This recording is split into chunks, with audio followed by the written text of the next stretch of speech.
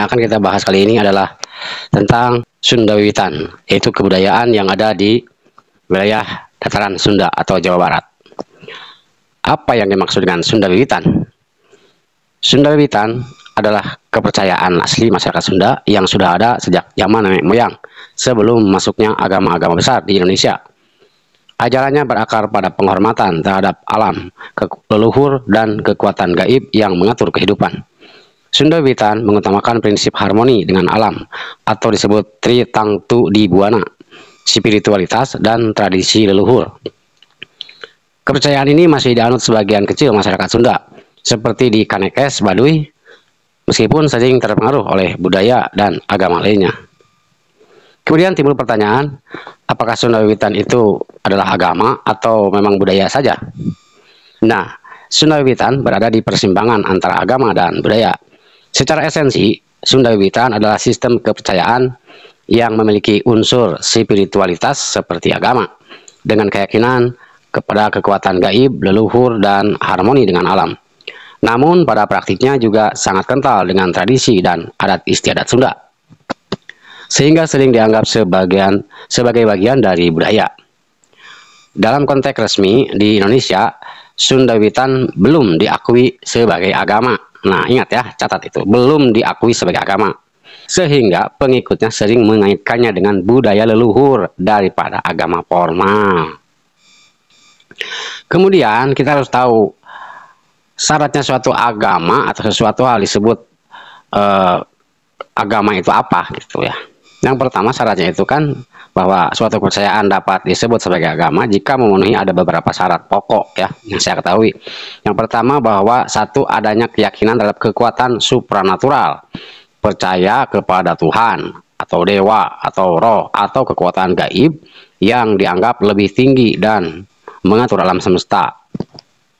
Kemudian yang kedua, harus punya kitab suci atau ajaran yang tertulis, sedangkan Sunda Wiwitan kan tidak ada kitab sucinya.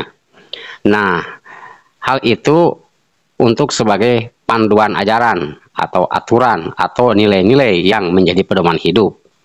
Kemudian syarat yang ketiga, ada ritual dan ada ibadahnya. Terdapat praktik keagamaan, ada seperti doa atau persembahan atau upacara untuk mendekatkan diri kepada kekuatan yang diyakini. Yang keempat syaratnya itu ada pemimpin atau ada tokoh keagamaan. Nah, ada orang yang berperan, yaitu sebagai pengajarnya, pemimpinnya, atau sebagai penyampai ajarannya. Seperti kalau di agama-agama besar ya ada pendeta, ada ulama, dan ada biksu. Syarat yang kelima, ada komunitas pengikut, yaitu memiliki kelompok orang yang mempraktikkan kepercayaan tersebut bersama-sama. Kemudian yang keenam, adanya pengaruh moral dan etika, yaitu memberikan panduan tentang cara hidup yang baik sesuai dengan keyakinannya.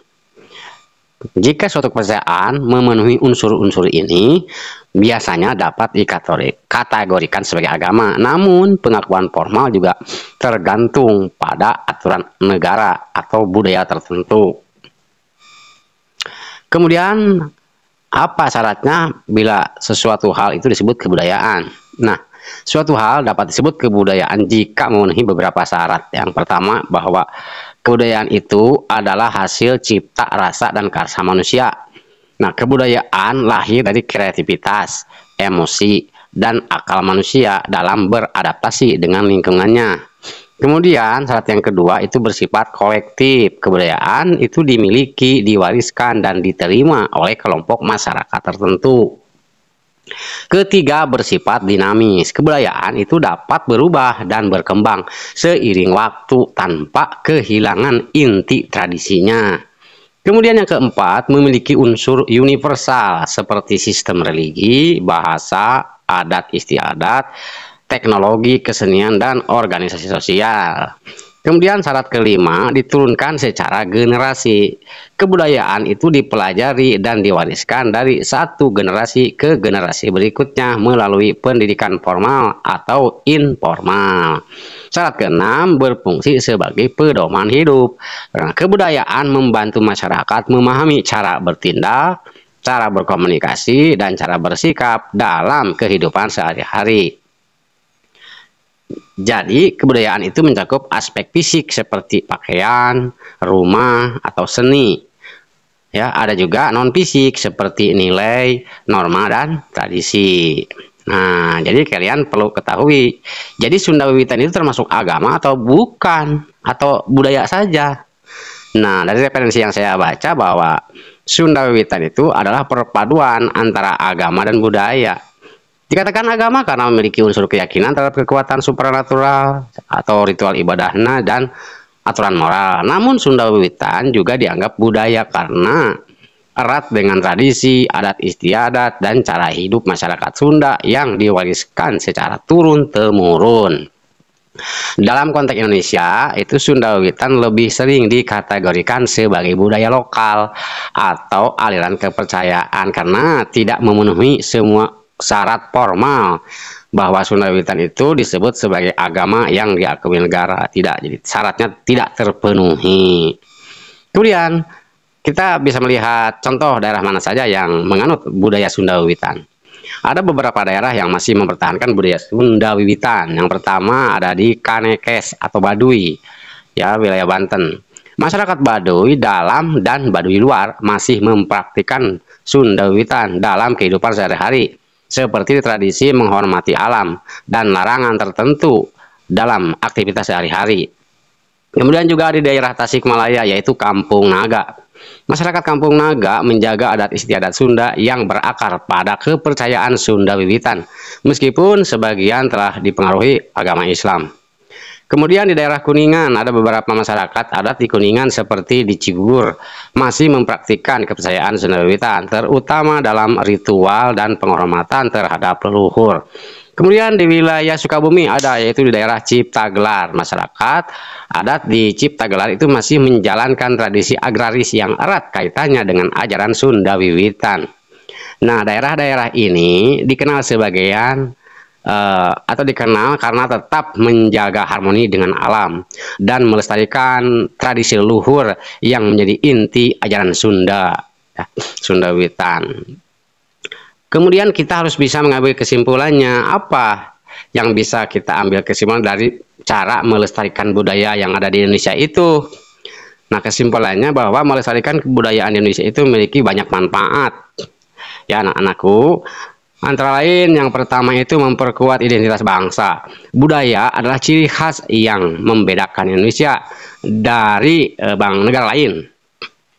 Dan negara lain, ya. Jadi dengan budaya maka Indonesia beda dengan bangsa lain, sehingga bisa menjaga kebudayaan, membantu memperkokoh jati diri nasional.